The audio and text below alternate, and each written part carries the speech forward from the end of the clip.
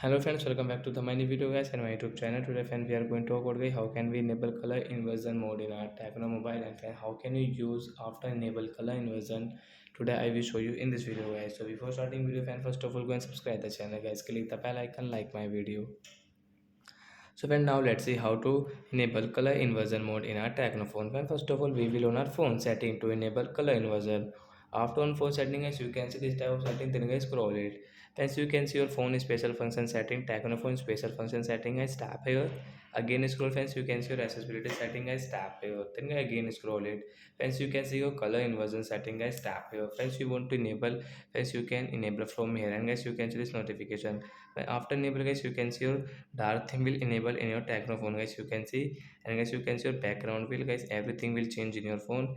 And guys if you use any YouTube, any if you watch any photos, and you can see this goes to setting like that guys, you can enable your color inversion in your Tecno phone. So that's it guys, thanks for watching the video guys. We will meet on next video with new topic. Before going guys, please go and like the video. Bye guys.